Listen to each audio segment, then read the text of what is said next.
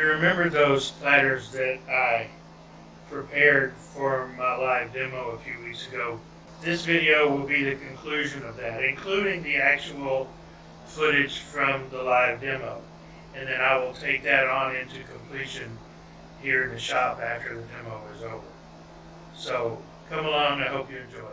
So I'm going to take this little palette tray and I'm going to put some red and some white paint in there. I've added Liquitex to this because when I did that red bladder, it wasn't thin enough. What paint are you using and what thinner? You said Liquitex? Well, the thinner is Liquitex Medium. That's what it's sold as. And the paint is just big bottle, 6-ounce or 8-ounce bottle of acrylic that I bought off of Amazon. Did you seal the blue piece first before you put the, I guess that's stain, is that right? Or It's dye. Dye? So, yeah, this one, the red one was a red dye. Basically, it's just red dye. I use red dye for these. The first color I put on here was an aquamarine, and I thought it was too light, so I added a dark blue, and you can still see the aquamarine highlights in places, and I really like the way it came out. This process is really not difficult, but you can get some really cool effects with it. Almost forgot something. When you're finished, you can get a piece kind of like this. You can do this to wide rim bowls. You can do it to platters like these are. It's just really, your imagination is your only limitation. And hopefully the Liquitex thinned this out enough. We're going to find out. So I've got a bead right here that I think you can see. So I'm going to do the red first. And I'm going to... Can you describe the setup? I've just got this chucked up. And my real expensive paint catcher is a box that reams of paper come in. I cut a hole in the bottom of it to go around my headstock, so the spindle part on this 2014, and I've just got a chuck on it. And I've got it chucked up like normal, except I've got this box sitting on the bedways. Is that what you meant? Yes. Okay. So now all I'm going to do is I'm going to run paint, and it's still a little thick, I think, around here. And basically glob it on because you want the centrifugal effect to do its thing. And it doesn't really matter. I may have to do this a couple of times for each color. I did before I thinned it. I was hoping after I thinned it I didn't have to do that, but best laid plans and all that. But there's just not really anything difficult about it. You just slap some paint up here and then turn the lathe on and crank it up as fast as it'll go.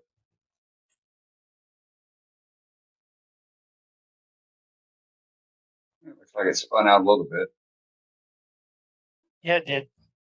I know it did because I've got a red mark around it. Oh, yeah. And that's pretty much exactly what I wanted. Hey, that's cool, So, Billy. You get really cool random effects. Does that blue surface slope backwards or is that flat? It is not flat. It is sloped back some. Probably, I don't know, 1/8 of an inch or so. Does that make it happen or is it going to be? No, it'll do the same thing whether it's sloped inwards or whether it's sloped outwards, unless it's sloped out too much. I don't know what too much is yet. I haven't found that. Now, in the interest of time, normally I would just let this dry for 15, 20 minutes, but I don't want to take that much time to do that. So I'm going to take this really expensive Harbor Freight heat gun.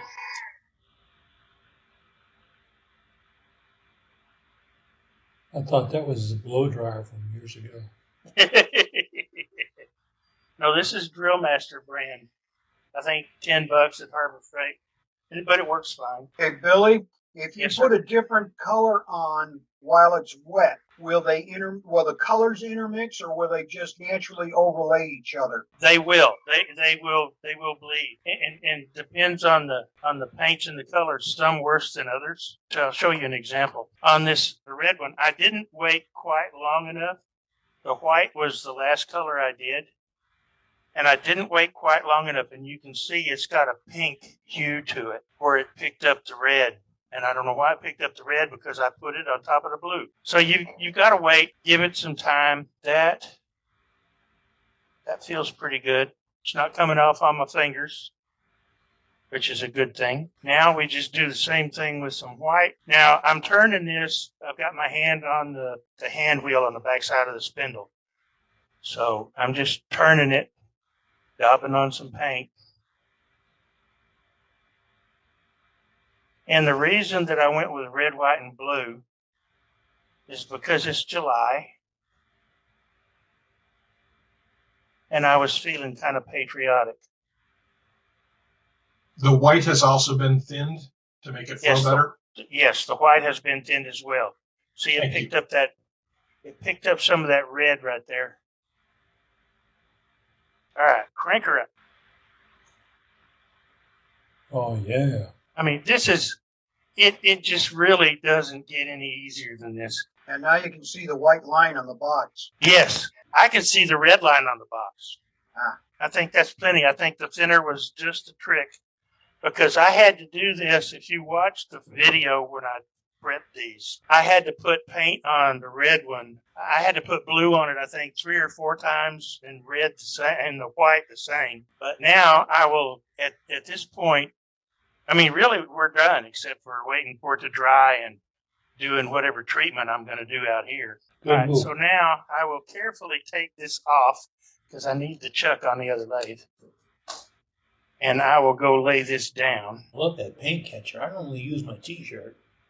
Yeah, well, so I didn't want it all over the shop. So now you see the 2014, and I'm not real sure where this sticker came from. I'm not either.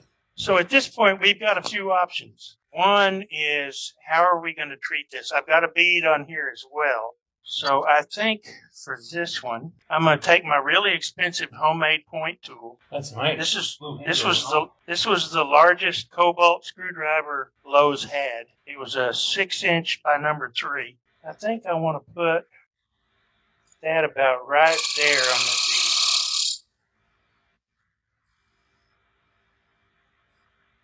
And I'll probably burn that later, or here in a minute. I haven't decided yet. Now, before I start turning the middle of this out, y'all would not be happy with me if I wasn't wearing protection. I'm now wearing protection. This is a Triton helmet. I've had it for years. They don't make them anymore. All right, I'm going to go in here with my 40-40, I think. It's a 3/8 40-40 grind. And I'm just going to curve it in a little bit.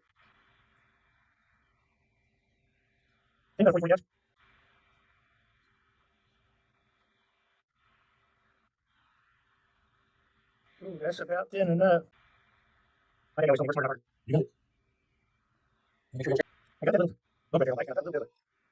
And this is just oak, so it's nothing special. No, but you can see how it'll slice because the skin's joints already.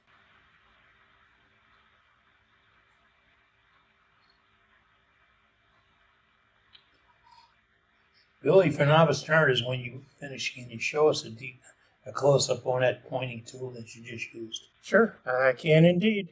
I've got it ground on 3 sides to a pyramid shape, or 3-sided pyramid. Now, I'll take my really expensive piece of tool here. This is a free sample of Formica from Lowe's or Home Depot. Oh, my goodness.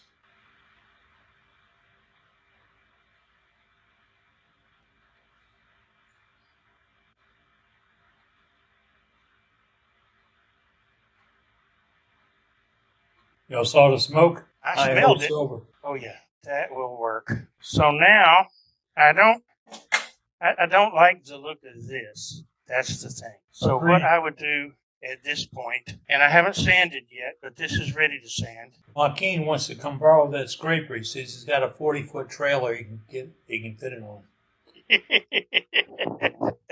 I think what I want to do, and decorating this bead is pretty much up to you. I could, because I've got burn rings on the outside, what I could do is very gently sand it all back to wood and leave the burn ring on the outside and on the inside, and then have the dish, or I can cover it up.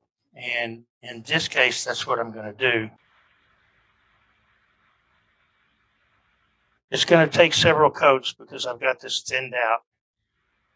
And if I don't like where it goes, if I don't like the look of it when I'm finished, I'll sand it off.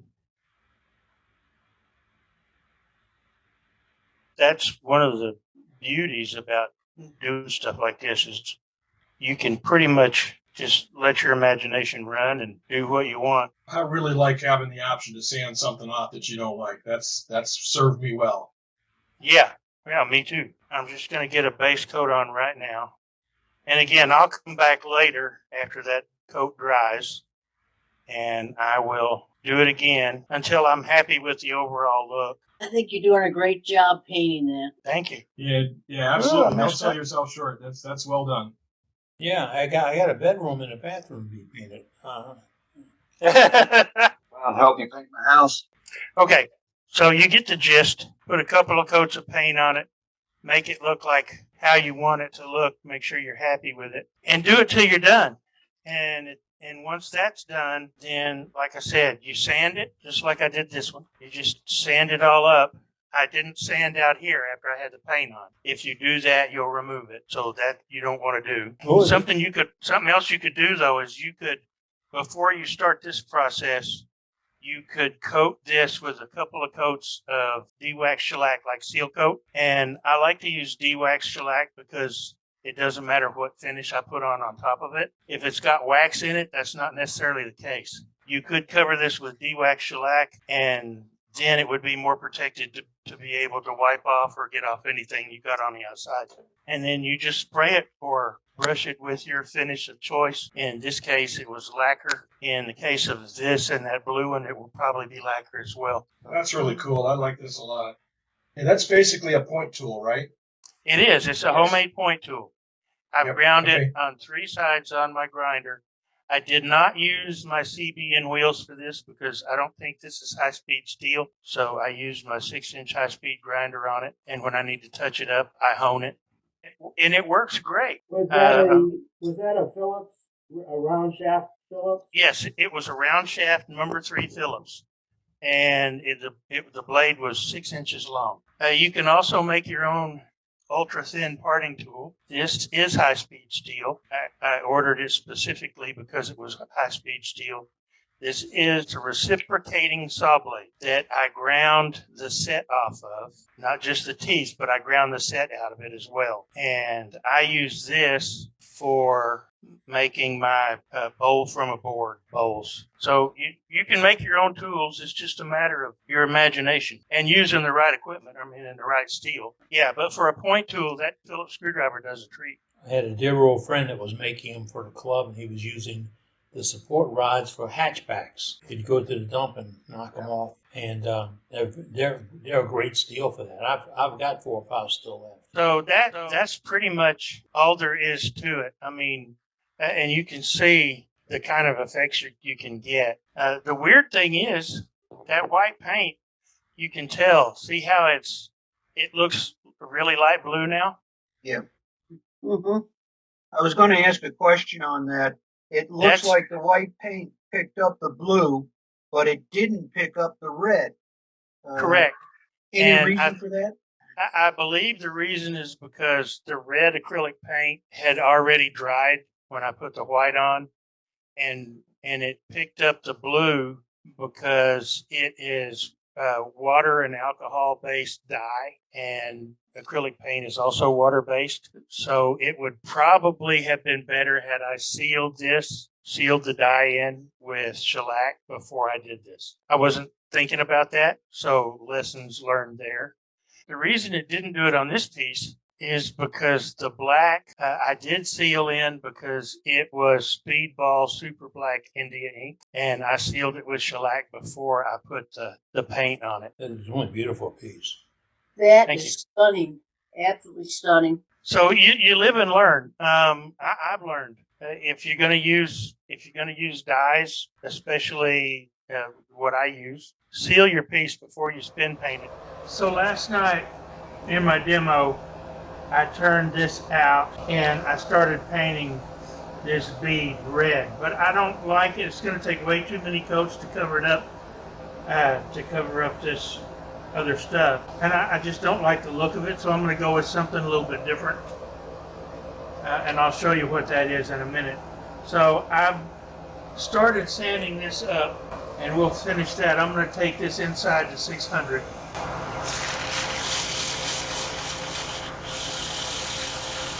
Okay, that looks good. Now I can take this out of the chuck, and we will finish the front on the workbench. So I spun this one live on the demo last night, and I like how it came out. The dye interacted with the water in the white paint and made it kind of a light blue, a whitish light blue, but that's okay too. I could spin it again and with a whiter white, but I'm not going to. I'm going to leave it like it is. You can almost not see the red, but when I put the finish on it, it'll stand out more. So I'm going to do the same thing. I'm going to hollow out in here inside the bead. I did that live on the red one last night, and we'll do it right now. And then we'll sand it up. Use my 40/40 gouge.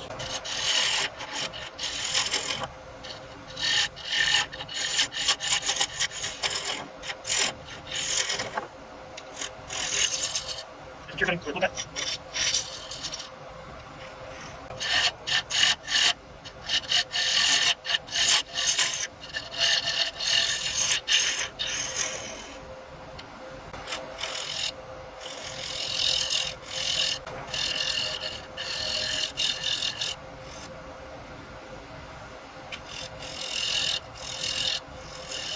Okay, now something else I did on the red one is I want to delineate this bead partially as a way to cover up this paint here, but also partially to just give it a better, make it more attractive. So I'm coming in with my point tool,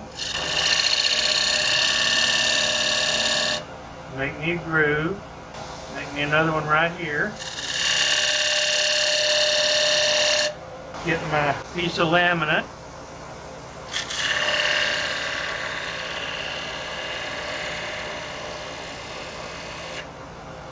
burn that.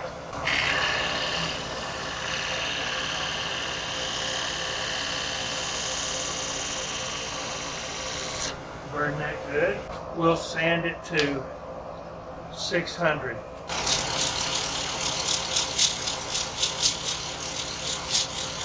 Now we can take it over to the workbench and do our embellishment on this bead. What I thought about was doing this ring metallic black. I'm going to put a coat of black on first, just straight black. Then the metallic black will cover it better.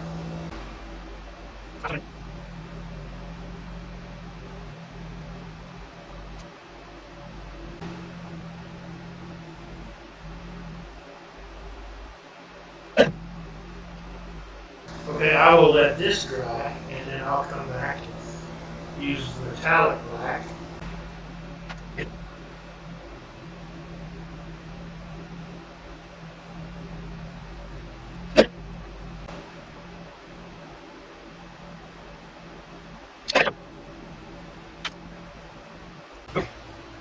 Take a look at that.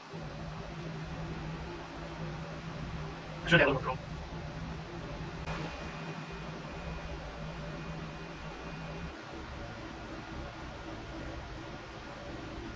That's good. Here's the red one with the metallic black. It's dry. I'm going to let these dry overnight before I shoot the tops. And then I'll turn them around and finish the bottom. And here's the blue done with the gold, the gunmetal. And I actually like the way that looks. And like I said, I'll shoot these with lacquer tomorrow. Let this acrylic dry real well overnight. I think this is hot enough.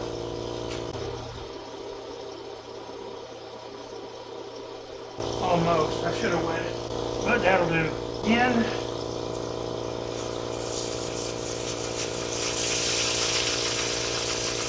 Okay, this one's done. Now we'll do the next one.